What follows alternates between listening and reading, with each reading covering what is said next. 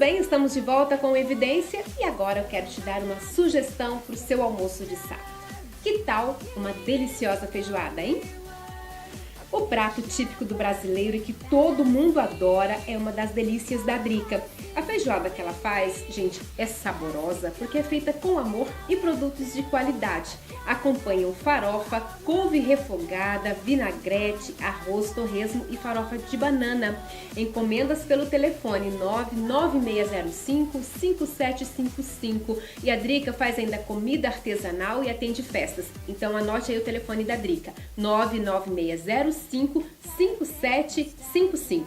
Na próxima semana, milhares de alunos voltam às escolas para o segundo semestre letivo. Durante as férias, as crianças mudam de ritmo, acordam mais tarde, fazem refeições fora de horário. Agora, com a volta às aulas, elas precisam se adaptar à rotina. E para falar sobre este assunto, eu converso com o psicólogo escolar Danilo Stefani. Isso. Danilo Stefani Neto, bom dia. Bom dia, tudo bem? Seja bem-vindo ao nosso programa Tudo Jóia. Danilo, com o fim das férias, os alunos podem ter algumas dificuldades? A resistência é muito comum nesse período de volta, porque a gente está falando de atividades que as crianças tinham durante o período de férias, que são essencialmente voltadas ao seu próprio prazer. Então, são atividades de brincadeira.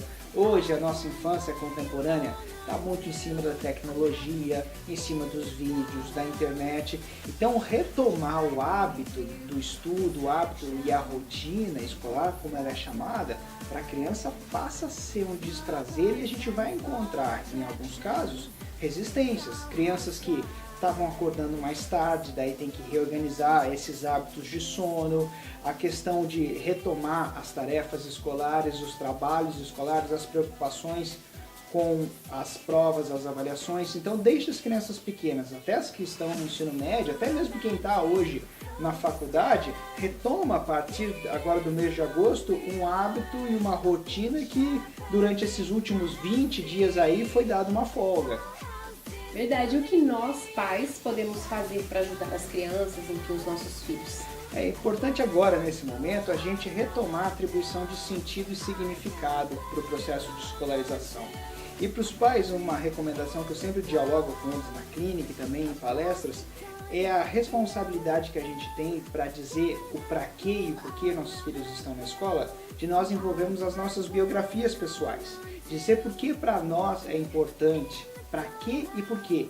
Meu filho, você vai para a escola para envolver quais são os valores da família sobre isso. Você vai na escola por quê? Não é pecado a gente dizer para o filho que o filho vai à escola porque o pai e a mãe precisam trabalhar. Isso, inclusive, é um elemento que a gente pode dialogar com os nossos filhos no nosso tempo hoje, para que a gente consiga dizer para eles os reais motivos e necessidades. Só que é preciso ir além. Também vai à escola porque hoje, no mundo que a gente vive, cercado por tanta competitividade no mercado de trabalho, com tanta exigência, nós precisamos dar conteúdo, dar acesso à cultura para os nossos filhos. E a escola é hoje a instituição de excelência que nós optamos na sociedade para fazer a transmissão disso, dos conteúdos, da cultura para os nossos filhos.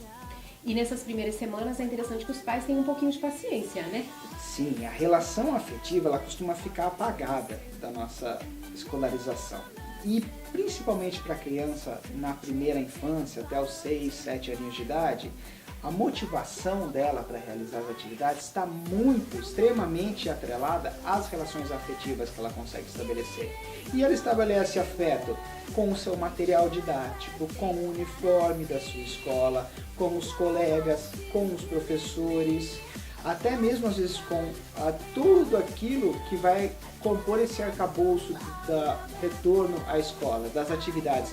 Então a gente precisa estar muito atento em como a criança consegue estabelecer essas relações de afeto. Então, uma coisa interessante para os pais fazerem. A aula vai retornar na segunda-feira de manhã. No domingo à noite, Pede para a criança fazer um desenho para levar para o professor. Se tem mais que um professor na turma, faz um desenho para a professora, outra para auxiliar. Ou então ajuda a criança talvez a fazer um bolo, coletar uma flor para levar para essa professora, para a gente estreitar o vínculo afetivo. Que passaram-se 2, 3 semanas distante da escola, mas agora a gente tem um reaproximar e é uma caminhada de mais 4 meses. Então, às vezes, crianças que vão ter dificuldade de estabelecer esse vínculo afetivo na retomada, porque se escondem atrás da mãe e não querem ficar, a gente revive muitos dos dramas do mês de fevereiro, quando as crianças têm resistências de ficar na escola. É importante a gente já ir antecipando ao longo desse tempo que a criança vai voltar à escola. Então, o não dito, às vezes, é um pouco problemático, porque a criança não antecipa que ela vai voltar para a escola. Então é importante a gente já ir estabelecendo o significado. Ó, segunda-feira você começa na aula, então vamos fazer isso no domingo. Já vamos falar, então a professora, vamos fazer algo para você levar para a professora? Motivar a criança. Isso. Ela produzir algo para essas pessoas que estão lá aguardando elas. Geralmente os pais aproveitam as férias para trocar as crianças de escola e essas mudanças acabam trazendo algumas dificuldades, né? O que fazer nesse caso? Sim, tem muitos pais que às vezes acabam deixando uma mudança de cidade, às vezes uma mudança da própria organização dentro da família e aproveitam o período da transição para o 3º bimestre para fazer uma alteração. Até a gente tem aqui no município muitos casos de famílias que vão passar a morar no residencial Mário Reiter, então as crianças vão ter que trocar de escola. Então é importante que a gente faça, como eu disse antes, essa antecipação e tentar estabelecer com esses novos colegas essa relação afetiva, em que perguntar para a criança quais são os novos colegas, como é a nova professora, o que ele aprendeu. Nós temos pais hoje que talvez estejam muito preocupados com foi tudo bem na escola, e ficar tudo bem na escola talvez não é a primeira pergunta que nós temos que fazer para os nossos filhos, mas sim, o que você aprendeu de diferente na escola, como foi com os seus colegas, como foi com a sua professora, mas o primordial é a gente conseguir acompanhar o que os nossos filhos estão produzindo e o que eles estão aprendendo dentro da escola. Essa transição de uma escola para outra, antes da gente perguntar qual escola é melhor, se aquele estava, daquele está, o que você aprendeu, como foi com a professora, você já conhece o nome dos seus colegas, que essa ambientação é fundamental para que a criança desloque o afeto que ela tinha para a professora antiga, para os educadores antigos, dos colegas para os novos. Que não é fácil, se para nós não é fácil trocar de uma situação de emprego, mudar os nossos hábitos, para a criança em que o afeto é o fio condutor das motivações dela, ela fica ainda mais presa nas situações anteriores. É porque eles lamentam ter que deixar os amiguinhos, a professora, tudo isso, né? Sim, sim. Como estamos falando em educação, qual o seu conselho para aquelas mãezinhas que estão retornando ao seu trabalho e tem que deixar a sua criança pequenininha numa escolinha, por exemplo? Porque existe todo esse sentimento de culpa, né? A gente se culpa por estar deixando o filho numa escolinha e não, né, estar em casa com ele. Aí novamente a gente retoma aquela situação do sentido e do significado, porque nós deixamos os nossos filhos numa idade anterior aos 4 anos, que é obrigado desde o ano passado os nossos filhos estarem na escola. Mas nós temos casos de crianças que com 4 meses, devido ao encerramento da licença maternidade, as mães e os pais já deixam as crianças. Primeiro que a gente tem que desvelar esse mito que é a mãe que deixa. É a mãe e o pai que deixam, porque a responsabilização na nossa sociedade recai muito sobre a feminilidade. Dá a impressão que a mãe sofre mais, né? Sim, mas sofre mesmo, porque a pressão social é muito maior sobre ela do que sobre os pais. Então, no envolver o porquê, é muito importante o casal discutir entre si, ou então até mesmo às vezes com uma mãe, com uma sogra que venha julgar muito com alguém que convive, e dizer que as necessidades de trabalho, elas não são, ou ao menos não deveriam ser uma responsabilidade da relação do vínculo materno. Então são condições mais amplas, mas que também afetam esse vínculo. Então, para a mãe que precisa deixar o seu filho em uma escola, é muito importante se certificar das questões, claro, de segurança e pensar que se ela deixa a sua filha numa escola, Talvez nós tenhamos ali não apenas um adulto, mas um conjunto de adultos que, se porventura for ocorrer uma infelicidade de uma situação de violência, nós não temos apenas uma pessoa, mas nós temos várias pessoas cuidando. Então a gente ainda tem que ter uma postura muito positiva com relação à humanidade e pensar que talvez seja preferível os nossos filhos estarem numa escolinha do que às vezes dentro das casas em que a gente não sabe, não pode ter plena e total confiança. Uma tônica das relações que a gente vê as mulheres entrarem no sofrimento quando precisam deixar seus filhos, às vezes contratam uma babá, é um sentimento que fica muito ruim para essas mães de ter que instalar câmeras por toda a casa e às vezes acabam não conseguindo se desconectar da casa, estão com o celular ali, estão vigiando se a babá está fazendo direito. Isso. E esse sentimento de culpa que você mencionou, ele está muito presente nas relações com as mulheres hoje. E para a gente começar a mudar isso, a gente tem que entender que os homens precisam fazer parte desse contexto aí e também assumir que eles precisam trabalhar, assim como as esposas, as mulheres, as cônjuges, para que entender que essa culpa, se ela existe, também seja nossa, dos homens. Para encerrar nossa entrevista, você defendeu agora no mês de maio uma dissertação de mestrado a partir de um estudo realizado em unidades escolares de Sorriso. Como foi esse trabalho e qual foi o diagnóstico? Esse trabalho foi um trabalho de escuta com as professoras do município, em que nós pegamos as queixas, os casos em que os professores têm dificuldade de ensinar, seja por crianças que têm algum tipo de deficiência, de transtorno, ou crianças que apresentam dificuldade de de comportamento, e eu fui verificar que discursos compõem isso, o que a psicologia ajudou a formar esse discurso, o que a medicina ajudou a gente ver, e nós temos a resultado desse diálogo que foi feito com os professores, uma visão muito baseada ainda numa necessidade de controle do corpo das crianças, um controle de corpo que passa também pelo controle do corpo do educador, do professor.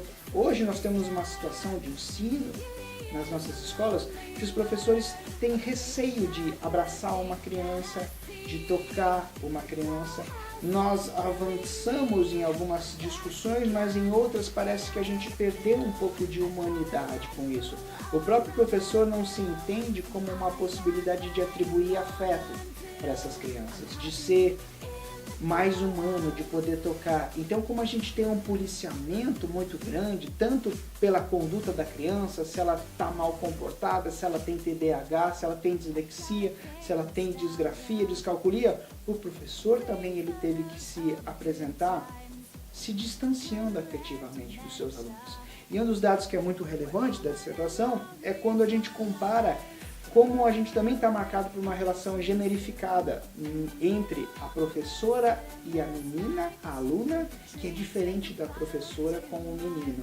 Porque a professora permite, na relação com a aluna, que ela pergunte: professora, você tem marido, tem filhos, você mora onde, mora com quem, você come, você vai ao supermercado, coisa que para o menino isso está afastado.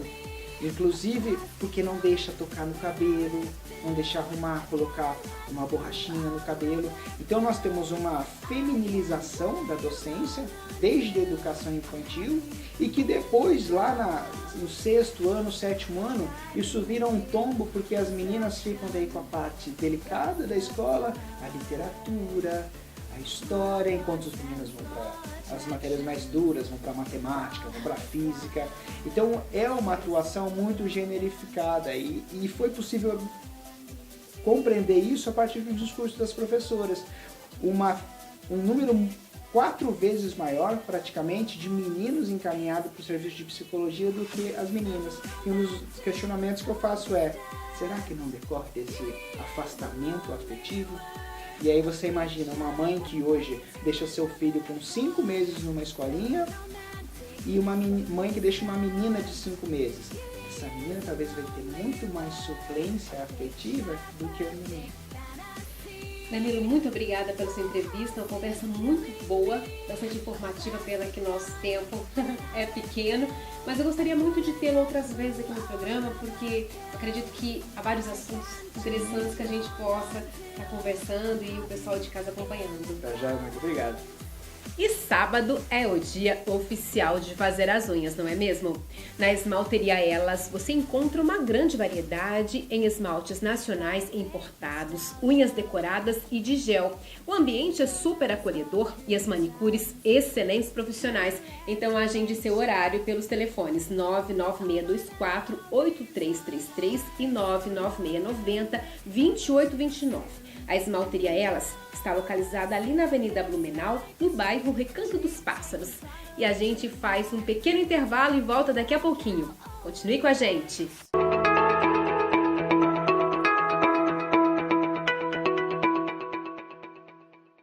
Uma boa saúde bucal é sinônimo de qualidade de vida. A Sorriso Vital oferece tratamentos de ortodontia com aparelhos fixos e removíveis, incluindo o Damon System, e de reabilitação oral e estética. A Sorriso Vital é uma clínica odontológica completa com equipamentos de última geração, equipe altamente especializada e atendimento personalizado. Garanta seu melhor sorriso com a Sorriso Vital, localizada na Clínica Vital, Rua Mato Grosso, no centro, telefone 3545-1182. Vera Móveis, da demolição ao clássico. Contamos com designer de interiores para assessorar na decoração do seu ambiente. E para sua total comodidade na escolha, levamos o móvel até a sua casa. Dispomos também de aluguéis para eventos das cadeiras Tiffany, de mesas e aparadores e jogos de bistrô. Vera Móveis sempre antenada com as melhores feiras de decoração do país. Na Avenida Brescancin Centro, telefone 3544-2790. Cuide-se com a Dermiclean, tratamento clínico e cirúrgico de pele, cabelos e unhas, rejuvenescimento facial e corporal, toxina botulínica, preenchimento com a técnica MD Codes, laser CA2, microagulhamento, peeling, tratamento de manchas, aplicação de Sculptra para estimular a produção de colágeno e melhorar o contorno facial e microinfusão de medicações na pele no tratamento capilar. Localizada na Avenida Curitiba, no centro. Telefone 3544-0670.